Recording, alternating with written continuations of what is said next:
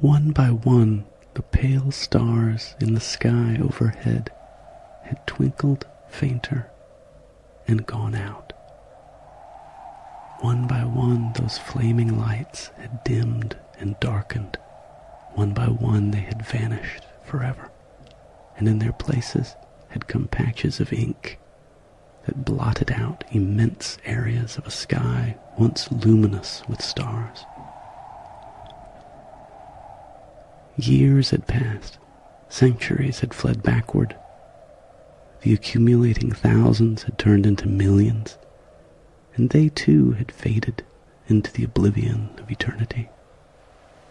The earth had disappeared, the sun had cooled and hardened, and had dissolved into the dust of its grave. The solar system and innumerable other systems had broken up and vanished, and their fragments had swelled the clouds of dust which were engulfing the entire universe. In the billions of years which had passed, sweeping everything on toward the gathering doom, the huge bodies, once countless, that had dotted the sky and hurtled through unmeasurable immensities of space, had lessened in number and disintegrated until the black pall of the sky was broken only at rare intervals by dim spots of light, light ever growing paler and darker. No one knew when the dust had begun to gather, but far back in the forgotten dawn of time, the dead worlds had vanished, unremembered and unmourned. Those were the nuclei of the dust. Those were the progenitors of the universal dissolution which now approached its completion. Those were the stars which had first burned out, died, and wasted away in myriads of atoms. Those were the mushroom growths which had first passed into nothingness in a puff of dust. The dust had spread and spread. The dim luminosity of the heavens had become fainter as great blots of black appeared far in the outer depths of space. In all the millions and billions and trillions of years that had fled into the past, the cosmic dust had been gathering, and the starry horde had been dwindling. There was a time when the universe consisted of hundreds of millions of stars, planets, and suns, but they were ephemeral as life or dreams, and they faded and vanished one by one. It washed, hateful and brooding, about the monarchs and plucked at their lands and deserts. Thicker, thicker, always thicker grew the cosmic dust, until the giants no longer could watch each other's gyres far across the void. Instead, they thundered through the waste, lonely, despairing, and lost. In solitary grandeur they burned their brilliant beauty. In solitary defeat and death they disappeared. Of all the stars and all the countless hosts that once had spotted the heavens, there remained only Antares. Antares, immensest of the stars, alone was left, the last body in the universe, inhabited by the last race ever to have consciousness, ever to live. That race, in hopeless compassion, had watched the darkening skies, and had counted with miserly care the stars which resisted. Every one that twinkled out wrenched their hearts. Every one that ceased to struggle and was swallowed by the tides of dust added a new strain to the national anthem. That indescribable melody, that infinitely somber paean of doom which told a solemn harmony in every heart of the dying race. The dwellers had built a great crystal dome around their world in order to keep out the dust and to keep in the atmosphere, and under this dome the watchers kept their silent sentinel. The shadows had swept in faster and faster from the farther realms of darkness, engulfing more rapidly the last of the stars. The astronomer's task had become easier, but the saddest on Antares. that of watching death and oblivion spread a pall of blackness over all that was, all that would be. The last star, Mira, second only to Antares, had shone frostily pale, twinkled more darkly, and vanished. There was nothing in all space except an illimitable expanse of dust that stretched on in every direction. Only this and Antares. No longer did the astronomers watch the heavens to glimpse again that dying star before it succumbed. No longer did they scan the upper reaches. Everywhere swirled the dust, enshrouding space with a choking blackness. Once there had been sown throughout the abyss a multitude of morbidly beautiful stars, whitely shining, wan. Now there was none. Once there had been light in the sky. Now there was none. Once there had been a dim phosphorescence in the vault.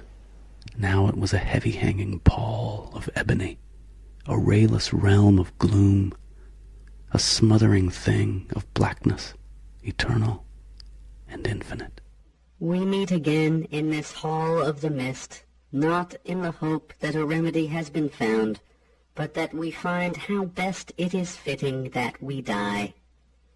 We meet not in the vain hope that we may control the dust, but in the hope that we may triumph even as we are obliterated. We cannot win the struggle, save in meeting our death heroically. The speaker paused. All around him towered a hall of space, rampant. Far above spread a vague roof whose flowing sides melted into the lost and dreamy distances, a roof supported by unseen walls and by the mighty pillars which rolled upward long intervals from the smoothly marbled floor. A faint haze seemed always to be hanging in the air because of the measureless lengths of that architectural colossus. Dim in the distance, the speaker reclined on a metal dais raised above the sea of beings in front of him. But he was not in reality a speaker, nor was he a being such as those which had inhabited the world called Earth. Evolution, because of the unusual conditions on Antares, had proceeded along lines utterly different from those followed on the various bodies which had dotted the heavens when the deep was sprinkled with stars in the years now gone. Antares was the hugest sun that had leaped from the primeval chaos. When it cooled far more slowly than the others, and when life once began it was assured of an existence not of thousands, not of millions, but of billions of years. That life, when it began, had passed from the simple forms to the age of land juggernauts, and so by steps on and on up the scale. The civilizations of other worlds had reached their apex, and the worlds themselves become cold and lifeless at the time when the mighty civilization of Antares was beginning. The star had then passed through a period of warfare, until such terrific and fearful scourges of destruction were produced that in the 2 days' war 7 billion of the 8.5 billion inhabitants were slaughtered. Those 2 days of carnage ended war for eons. From then on, the Golden Age began.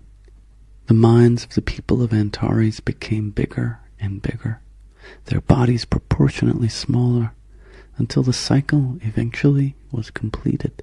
Every being in front of the speaker was a monstrous heap of black viscidity, each mass an enormous brain, a sexless thing that lived for thought. Long ago it had been discovered that life could be created artificially in tissue formed in the laboratories of the chemists. Sex was thus destroyed, and the inhabitants no longer spent their time in taking care of families. Nearly all the countless hours that were saved were put into scientific advance, with the result that the star leaped forward in an age of progress never paralleled. The beings, rapidly becoming brains, found that by the extermination of the parasites and bacteria on Antares, by changing their own organic structure, and by willing to live, they approached immortality. They discovered the secrets of time and space. They knew the extent of the universe, and how space in its farthest reaches became self-annihilating. They knew that life was self-created and controlled its own period of duration. They knew that when a life, tired of existence, killed itself, it was dead forever. It could not live again, for death was the final chemical change of life. These were the shapes that spread in the vast sea before the speaker. They were shapes because they could assume any form they wished. Their all-powerful minds had complete control of that which was themselves. When the brains were desirous of traveling, they relaxed from their usual semi-rigidity and flowed from place to place like a stream of ink rushing down a hill. When they were tired, they flattened into discs. When expounding their thoughts, they became towering pillars of rigid ooze. And when lost in abstraction, or in a pleasurable contemplation of the unbounded world created in their minds, within which they often wandered, they resembled huge dormant balls. From the speaker himself had come no sound, although he had imparted his thoughts to his sentient assembly. The thoughts of the brains, when their minds permitted, emanated to those about them instantly, like electric waves. Antares was a world of unbroken silence. The great brain's thoughts continued to flow out. Our most intelligent brains have been thinking on this one subject for untold millions of years. They have excluded from their thoughts everything except the question, how can the dust be checked? They have produced innumerable plans which have been tested thoroughly. All have failed. We have hurled into the void uncontrollable bolts of lightning, interplanetary sheets of flame, in the hope that we might fuse masses of the dust into new incandescent worlds. We have anchored huge magnets throughout space, hoping to attract the dust, which is faintly magnetic, and thus to solidify it or clear much of it from the waste. We have caused fearful disturbances by exploding our most powerful compounds in the realms about us, hoping to set the dust so violently in motion that the chaos would become tempestuous with the storms of creation.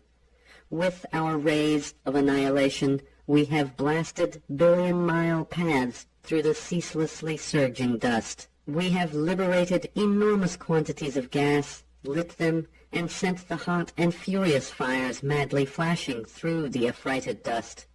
In our desperation, we have even asked for the aid of the ether-eaters. Yes, we have in finality exercised our willpower to sweep back the rolling billows. In vain. What has been accomplished? The dust has retreated for a moment, has paused, and has welled onward. It has returned silently triumphant, and it has again hung its pall of blackness over a fear-haunted, nightmare-ridden space. Our chemists, with a bitter doggedness never before displayed, have devoted their time to the production of superbrains in the hope of making one which could defeat the cosmic dust. They have changed the chemicals used in our genesis. They have experimented with molds and forms. They have tried every resource. With what result? There have come forth raging monstrosities, mad abominations, satanic horrors, and ravenous foul things, howling wildly the nameless and indescribable phantoms that thronged their minds. We have killed them in order to save ourselves, and the dust has pushed onward. We have appealed to every living brain to help us. We appealed in the forgotten, dream-veiled centuries for aid in any form. From time to time we have been offered plans which for a while have made terrific inroads on the dust, but plans which have always failed. The triumph of the cosmic dust has almost come. There is so little time left us that our efforts must now inevitably be futile. But today, in the hope that some brain, either of the old ones or of the gigantic new ones, has discovered a possibility not yet tried, we have called this conference the first in more than 12,000 years. Swelling in soundless sorrow through the hall of the mist rose the racing thoughts of the great brain. The tense, alert silence of the hall relaxed and became soft when the thoughts of the great brain had stopped flowing. The electric waves which had filled the vast hall of the mist sank, and for a long time a strange tranquillity brooded there. But the mass was never still. The sea in front of the days rippled and billowed from time to time as waves of thought passed through it, yet no brain offered to speak, and the seething expanse, as the minutes crept by, again became quiet. In a thin column on the days, rising high into the air, swayed the great brain. Again and again it swept its glance around the hall, peering among the rolling, heaving shapes in the hope of finding somewhere in those thousands one which could offer a suggestion. But the minutes passed, and time lengthened, with no response. And the sadness of the fixed and changeless end crept across the last race, and the brains, wrapped in their meditation, saw the dust pushing at the glass shell of Antares with triumphant mockery. The great brain had expected no reply, since for centuries it had been considered futile to combat the dust. And so, when its expectation, though not its wish, was fulfilled, it relaxed and dropped, the signal that the meeting was over. But the motion had scarcely been completed when from deep within the center of the sea there came a violent heave. In a moment a section collected itself and rushed together. Like a waterspout it swished upward and went streaming toward the roof until it swayed, thin and tenuous as a column of smoke, the top of the brain peering down from the dimness of the upper hall. I have found an infallible plan. The red brain has conquered the cosmic dust. The red brain was one of the later creations of the chemists, and had come forth during the experiments to produce more perfect brains. Previously, they had all been black, but perhaps because of impurities in the chemicals, this one had evolved in an extremely dark, dull red color. No one knew how to judge the red brain, but much had been expected from it. As the red brain hung in the air, it began a slow but restless swaying, and as it swayed, its thoughts poured out in a rhythmic chant. High above them it towered, a smooth, slender column whose lofty end was moving ever faster and faster, while nervous shudders rippled up and down its length.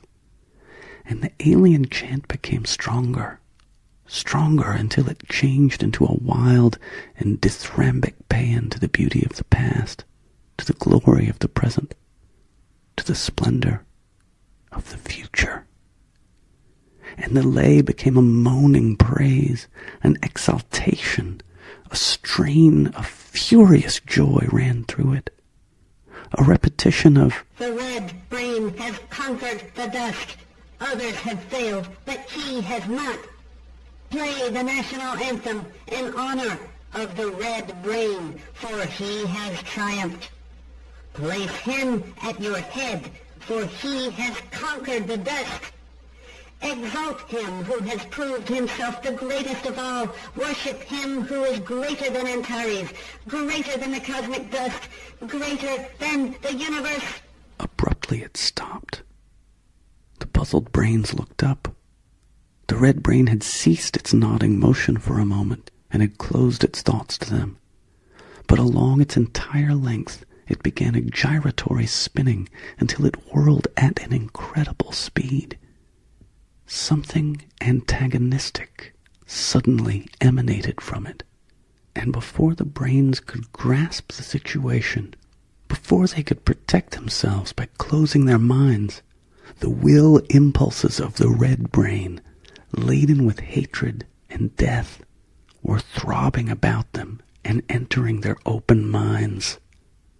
Like a whirlwind spun the red brain, hurtling forth its hate. Like half-inflated balloons, the other brains had lain around it. Like cooling glass bubbles, they tautened for a second, and like pricked balloons as their thoughts and thus their lives were annihilated, since thought was life, they flattened instantaneously, dissolving into pools of evanescent slime. By tens and by hundreds they sank, destroyed by the sweeping, unchecked thoughts of the red brain which filled the hall. By groups, by sections, by paths around the whole circle fell the doomed brains in that single moment of carelessness, while pools of thick ink collected, flowed together, crept onward, and became rivers of pitch rushing down the marble floor with a soft, silken swish. The hope of the universe had lain with the red brain, and the red brain was mad.